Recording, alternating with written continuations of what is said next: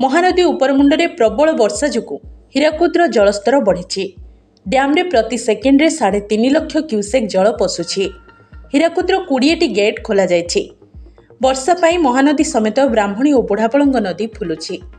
शनिवार राज्य में प्रबल वर्षा हो पारे। झारसुगुड़ा, संबलपुर और सुंदरगढ़ में प्रबल अति प्रबल वर्षा नहीं संभावना रही। आभ्यंतरीण ओडिशा और दक्षिण ओडिशा रे प्रबल वर्षिब। राज्य में संभाव्य बन्यार मुकाबला पाई राजस्व मंत्री सुरेश पुजारी जरूरी बैठक करिसेंते। प्रबल वर्षा रे महानदी और ब्राह्मणी नदी में बन्यार आशंका रही। एथिपाई आगुआ प्रस्तुति करने राजस्व मंत्री निर्देश देइछन्ते।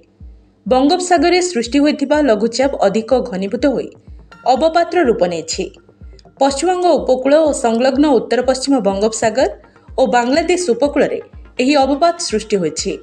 यह प्रभाव में शनिवार बरगढ़, देवगढ़, केन्दुझर, अनुगुल, सोनपुर, बलांगीर और नुआपड़ारे प्रबल वर्षा हो पारे बोली पाणीपाग विभाग पूर्वानुमान करिछि।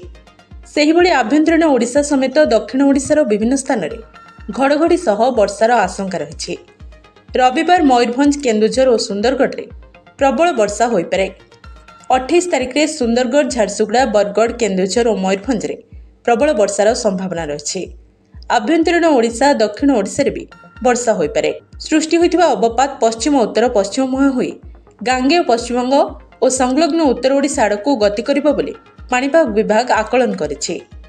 वर्षा पई स्वतंत्र रिलीफ कमिशनर समस्त विभाग समेत वर्षा आशंका थिबा जिल्लार जिलापाल और महानगर निगम को सतर्क कराइछन्ते। कौनसी जरूरी स्थिति को एड़ाइबा पई प्रशासन प्रस्तुत रहिबाकू एसआरसी निर्देश दैछन्ते। 3 दिन पूर्व हीराकुदर मात्र 2टी गेट खोला थिला, किंतु गत 2 दिन है प्रबल वर्षा पर अधिक गेट खोल जाइछि। प्रथमे 4टी एवं परे पर्यायक्रमे 8, 12 और 16टी गेट खोल जाइछि। शुक्रवार 20 गेट दे जल निष्कासन चली। वर्षा जारी रही गेट संख्या बढ़िबा संभावना रही। राति 9टा सुधा जलभंडार जलस्तर 609.39 फुट रही। गत 24 घंटे उपरमुंडे 39.37 मिलीमीटर वर्षा रेकर्ड करा जायछि। इब्रे प्रबल बन्या जल प्रवाहित हेउछि। वेडेन नदीर जलस्तर कमिछि। हीराकुद को प्रति सेकेंड्रे 3,35,166 क्यूसेक जल प्रवेश करुछि। मोट 3,35,166 क्यूसेक जल निष्कासित हेउछि। राति 9टा सुधा बेलगां दे 15,600, पथरला दे 38,452, खैरमाल दे 2,82,000, बारमूल दे 1,41,000 और मुंडल दे 1,84,238 क्यूसेक जल प्रवाहित होउछि। महानदीर नराज ठारे जलस्तर विपद संकेत ठारू प्राय 2.5 मीटर तले प्रवाहित होउछि। ब्राह्मणी नदीर जेनापुर ठारे नदी जलस्तर 20.50 मीटर रही। जलस्तर क्रमशः बढ़ी चली। बुढ़ाबलंग नदीर NH5 गोविंदपुर ठारे जलस्तर 20.50 मीटर रही। एठारे भी जलस्तर बढ़ुछि।